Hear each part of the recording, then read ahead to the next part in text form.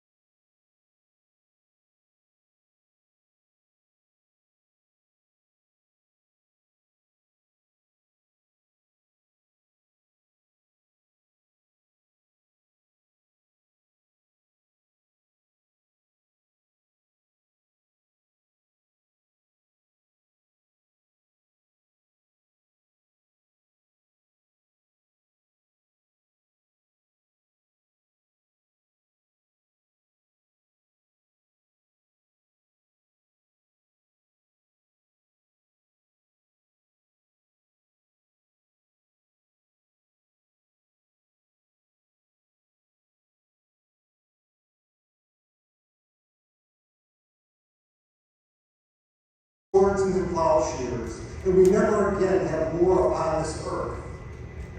Let this be our ultimate prayer, a prayer for peace for all. And let us say, Amen.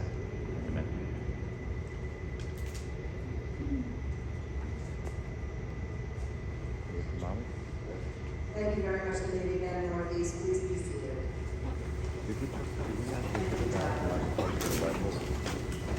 I am very pleased to recognize distinguished guests who have joined us this morning. Again, we do ask using these same technologies. So just as the ship was a marvel of innovation in its day, we will always innovate in order to perpetuate the stories of all of those who served for generations to come. I am proud to introduce an intrepid, dedicated leader. A longtime vice chairman of the museum, he was chairman of one of Wall Street's premier law firms for almost 20 years. He is a recipient of the Exceptional Public Service Medal, among the highest civilian awards of the Secretary of Defense. Ladies and gentlemen, please welcome Mr. Mel Perdue.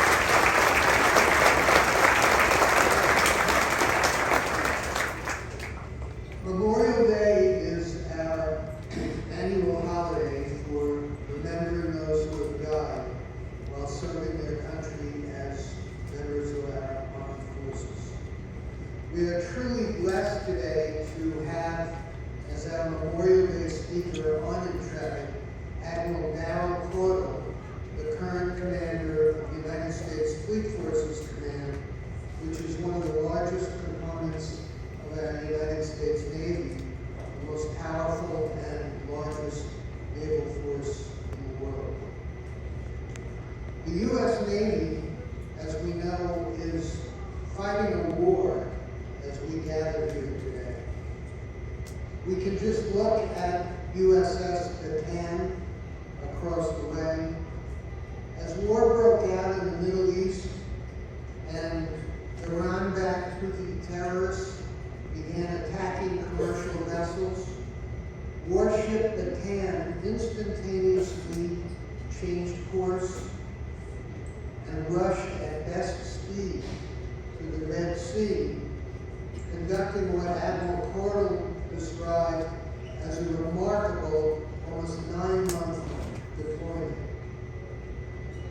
Similarly, U.S. Navy destroyer USS Carney has just returned from its extent, commemorating as it does those who made the ultimate sacrifice in defending our country.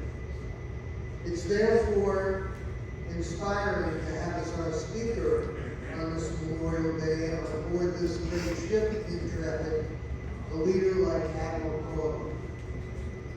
There are currently approximately 600,000 sailors and civilians who make up the United States Navy. There are only 7 4-star admirals who have risen to the top of that 600,000 group. I have the privilege of knowing a number of those 7. And I can tell you from speaking to them without question that Admiral Cordell is regarded as one of the very best. A Winston-Salem, North Carolina native who has 2 master's degrees and a PhD. Thank you for that, sir. Your kind introduction, your leadership, and our friendship. I am thrilled to be here today.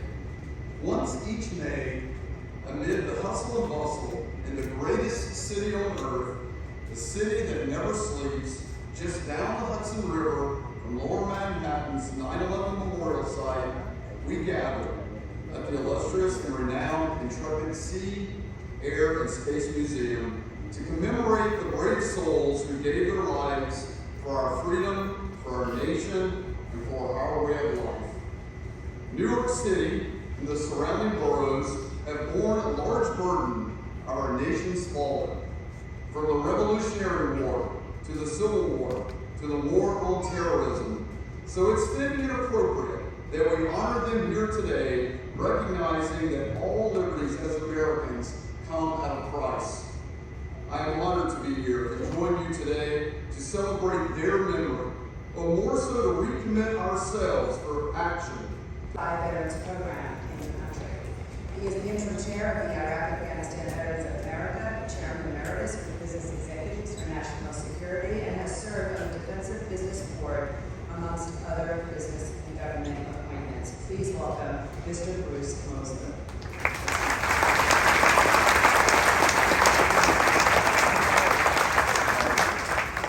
Good morning, and thank you, Susan. It is a great honor to share today's stage with such outstanding Americans. Mr. Schumacher, President of the Intrepid's former crew members, for his selfless service on this very vessel. Admiral Darrell Call, the 35th Commander of the United States Fleet Forces and an outstanding military leader, welcome back, sir. Our Vice Chair, and a great friend, and an incredible champion for this museum, Val Emerald. Our city's 110 and the hardest working mayor in the nation, Eric Adams. Members of the American military. Thanks so much, Bruce, and this entire Intrepid team for each year. No matter what I'm doing this time of year, it's so important for me to come here and show my support of this. And I reflected on how important it is because although they lost, we saw the drive, the energy, the fortitude, the commitment, the dedication that they let everything they had on the court. And I reflected on that as a young man who admires sports throughout the years, and anyone who's an advocate for sports will tell you the most important thing you can do is build your farm team, build your bench, build the future of how you have a strong dynasty. And my question today during this Memorial Day weekend is, what is our bench? What does it look like? What is our farm team, our AAA, our D League? What is it made of? When you look at the fact that only 18% are foreign enemy, when you you look at the fact that right on our college campuses, our young people are being radicalized with beliefs to hate America, and they are learning from young ages. It is a question mark that lingers over what does our future champions look like. We lost the largest number in the city due to post 9/11 service. We will stand firm in our patriotism. We stand firm in our belief in our country. This country stands for something not only substantive, but symbolic.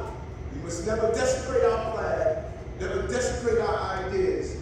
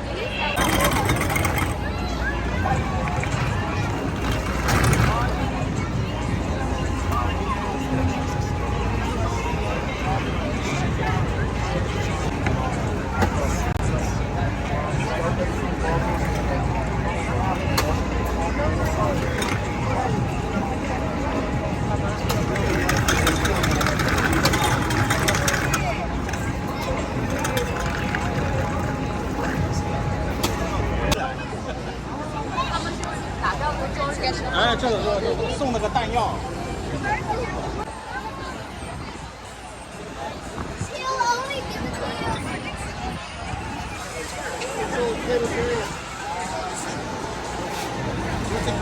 So, Why not?